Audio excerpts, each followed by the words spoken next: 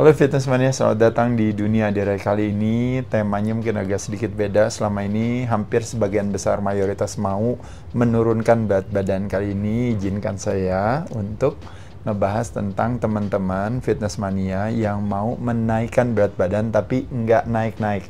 10 alasan kenapa berat badan tidak naik-naik ya. Jadi gimana nih caranya nih? Ada 10 hal yang bisa jadi reminder kita untuk nanti kita coba perbaiki. Mungkin sebagian ada yang udah melakukan, mungkin ada juga yang ternyata kelupaan ya. Dari 10 ini teman-teman silahkan nanti dipetik aja mana yang kurang ya. Mudah-mudahan nanti berat badannya bisa naik.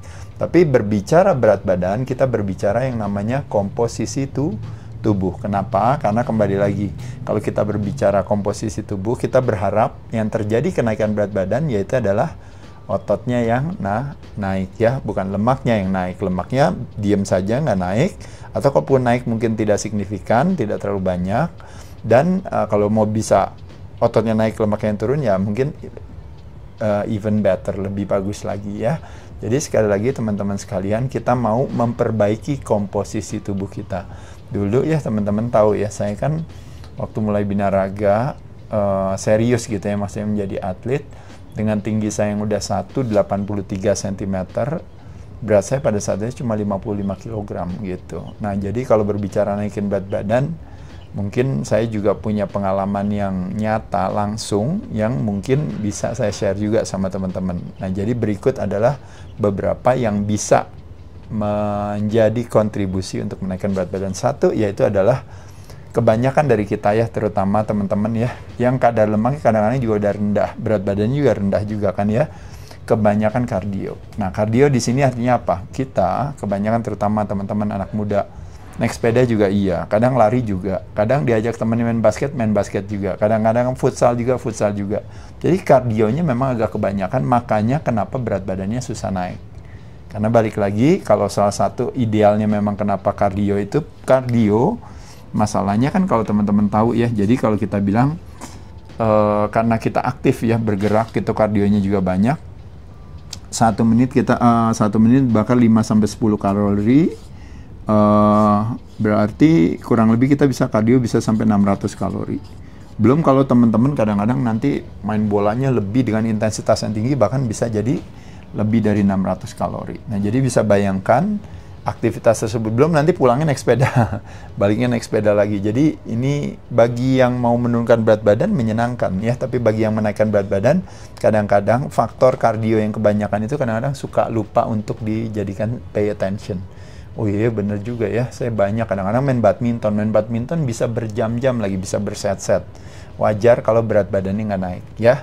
Kenapa berat badannya nggak naik? Karena balik lagi, kardio kalau kita berbicara dalam di bawah 60% daripada maksimal detak nadi kita per menit menggunakan apa?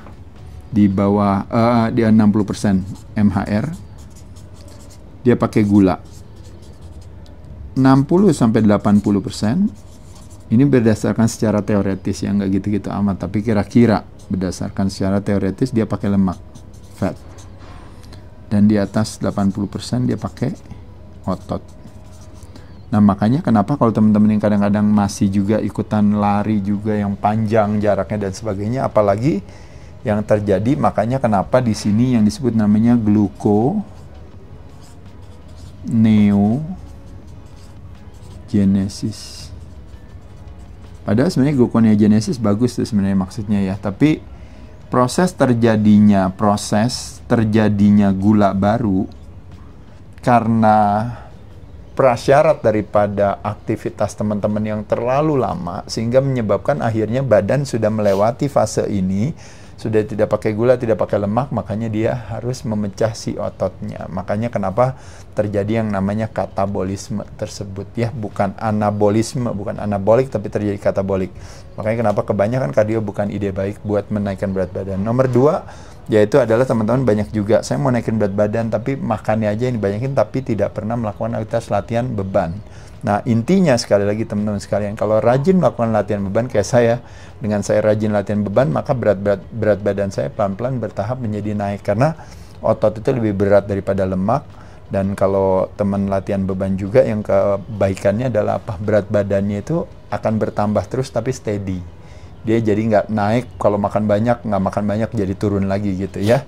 Tapi dia berat badannya akan bertahap, akan bertambah ya. Jadi sekali lagi teman-teman sekalian, melakukan aktivitas latihan beban, mengurangi kardio, ini adalah tips yang nomor 2. Nomor 3, nah ini juga sama. Jadi kadang-kadang kita sering menyalahkan kan nasi kan, kadang sering kita menyalahkan juga tepung dan sebagainya. Memang di satu sisi kalau kita berbicara sumber dan jenis atau bahkan kadang penyajian memang bisa jadi nilainya kurang baik gitu ya. Tapi kalau kita berbicara kebutuhan karbohidrat kita gitu, setiap orang memiliki toleransi yang berbeda-beda. Nah jadi kalau orang kaya dia punya toleransi terhadap shopping lebih tinggi karena uangnya banyak, tabungannya banyak. Nah, tabungan dalam hal kalau kita berbicara, kita bisa punya toleransi yang tinggi terhadap karbohidrat, itu terutama bagi teman-teman yang kadang-kadang ingin menaikkan berat badan, memungkinkan untuk, karena punya fleksibilitas secara metabolisme, makanya memungkinkan kalau karbonya dipakai, langsung dipakai buat tenaga. Nggak mudah disimpan di dalam sel lemak. Jadi oleh sebab itu nggak perlu takut karbonya boleh lebih tinggi dibandingkan dengan teman-teman yang harus menurunkan berat badan, dia kan paling maksimal kan cuma 100 gram, bahkan ada juga yang 50 gram atau bahkan 30 gram ya. Nah kalau teman-teman yang mau naikkan berat badan udah pasti bisa lebih dari 100 gram ya, bahkan bisa jadi 200 atau lebih dari 200, apalagi kalau teman-teman latihan beban. Jadi kalau dulu saya misalnya makan nasi sama ikan, nasi sama daging, nasi sama ayam, nasi sama telur misalnya. Teman-teman memungkinkan yang kurus mau naikin berat badan bisa melakukan hal tersebut. Yang nomor 4 yaitu adalah kurangnya protein. Nah sekali lagi saya mau naikin berat badan karena yang mau saya naikkan kan adalah ototnya. Nah otot makanannya adalah tentunya adalah si protein dari kata protos yang utama itu building block atau batu batanya dari tubuh kita. Nah jadi itu yang krusial, yang penting. Nah kita mau naik berat badan, kita juga nggak mau turun kan, mau dinaikin kan ototnya, makanya kita latihan beban tadi. Nah jadi sekali lagi tentunya jangan kekurangan protein pada saat mau naikin berat badan. Protein bisa didapat dari berbagai hal ya, bisa hewani dan juga nabati. Hewani bisa dari red meat, bisa dari white meat. Kalau khusus mau naikin berat badan, memang red meat karena ada kandungan lemaknya yang alami itu tinggi. Jadi teman-teman bisa konsumsikan ini lebih banyak. Jadi lebih prioritas ke red meat-nya mungkin lebih bagus. Nabati sendiri kalau yang mau naikin berat badan juga bagus dari kacang-kacangan salah satunya ya, termasuk juga tempe misalnya. Kacang hijau, kacang merah apa, teman-teman bisa konsumsikan juga. Teman-teman di sini juga sama, punya toleransi terhadap karbohidrat. Terlepas daripada nabati itu, rasio proteinnya dan energinya PE ya. Jadi energinya memang agak tinggi, bisa 3 sampai 4. Kalau proteinnya 1. Nah, di sini teman-teman kita lihat, kalau bagi yang mau nurunan berat badan kan nggak memungkinkan, yang kemarin saya bilang, katakan ya, kalau mau makan ini terpaksa nggak boleh masukin karbo. Tapi bagi teman-teman yang mau naikin berat badan, memungkinkan untuk bisa. Jadi tetap masih bisa makan kacang hijau sama kacang sama gula merah misalnya, masih memungkinkan. Tapi jangan dipakein santannya lagi, menurut saya udah agak kebanyakan ya. Bukan salah santannya ya. Oke. Lanjut lagi nomor 5 yaitu adalah, nah ini problemnya, kadang-kadang berat badannya nggak naik-naik, bilang makannya sudah banyak masa dia, tapi yang dimakan adalah is empty calories kebanyakan. Jadi dalam arti empty calories itu maksudnya dia tetap kalorinya tinggi, cuma maksudnya secara kualitas nutrisinya itu kurang maksudnya.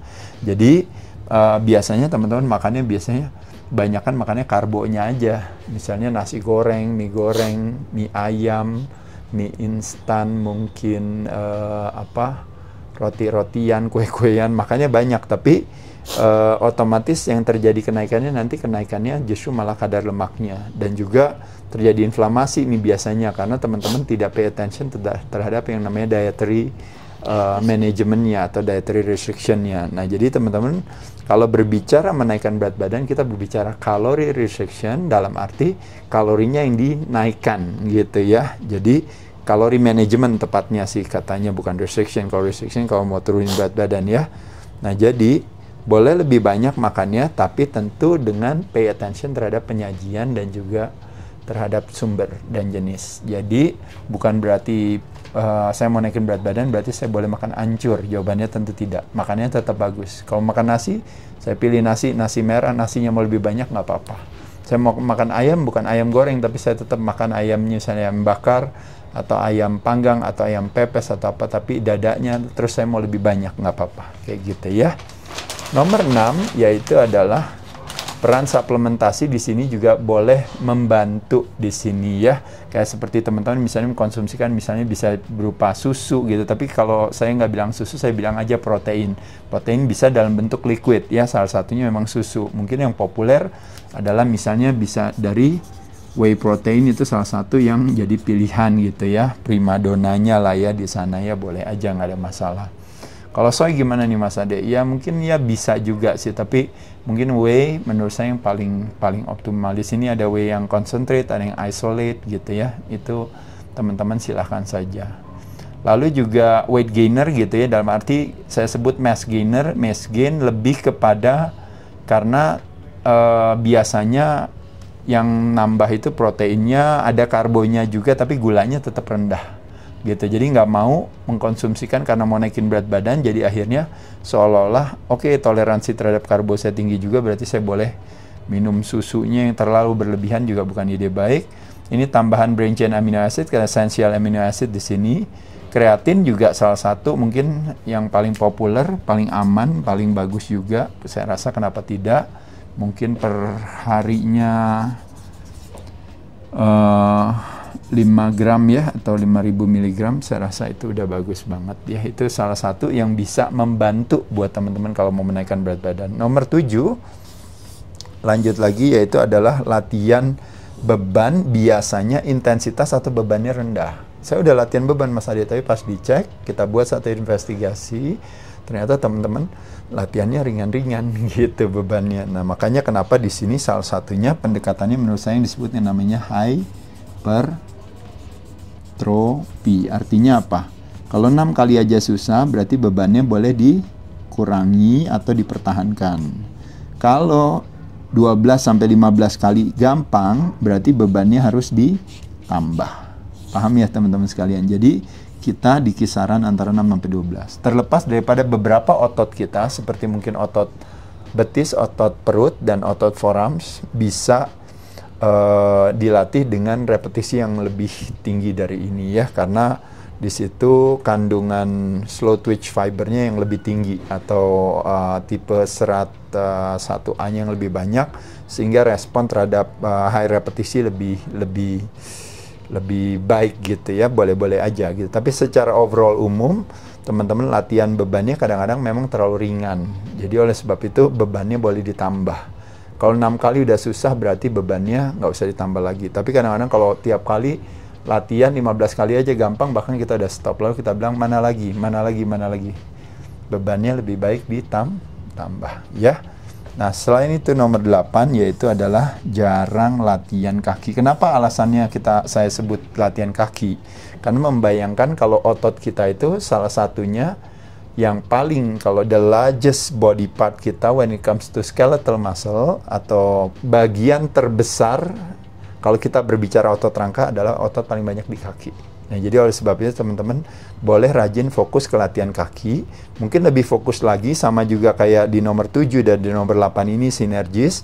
Teman-teman boleh berfokus kepada yang namanya compound movement. Compound movement artinya apa?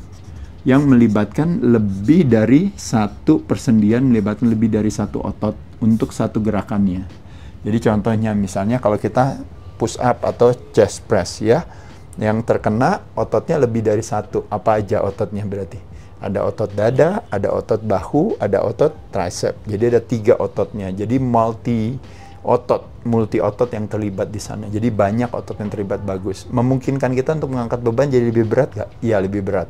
Berarti muscle fiber yang direkrut juga lebih optimal. Lalu yang kedua adalah persendiannya melibatkan lebih dari satu. Jadi ada sendi bahu, ada sendi siku, ya ada mungkin pergelangan tangan juga. Nah otomatis memungkinkan kita juga untuk punya kemampuan untuk mengangkat beban lebih berat, sehingga stres yang diterima oleh otot juga menjadi lebih besar. Jadi prioritas di compound movement. Bukan berarti kebalikannya ini, yaitu adalah isolasi movement. Nah, yang itu biasanya hanya satu otot yang terlibat dan hanya satu persendian. Misalnya, kalau di sini chest press, berarti di sini chest flies gitu ya. Jadi fokusnya ke compound movement dulu. biar tenaganya habis di sana, baru nanti ditutup sama isolation, boleh. Atau teman-teman kadang-kadang sering, oh Mas Ade saya mau isolation dulu sebagai pemanasan sebelum fokus ke compound, boleh aja. Tapi intinya yang disebut namanya priority training principle, memprioritaskan jenis latihan tertentu yang membutuhkan tenaga paling berat dilakukan pada saat di awal, dengan harapan pada saat itu tenaga kita masih besar gitu. Jadi kalau ini dijadikan sebagai pemanasan boleh.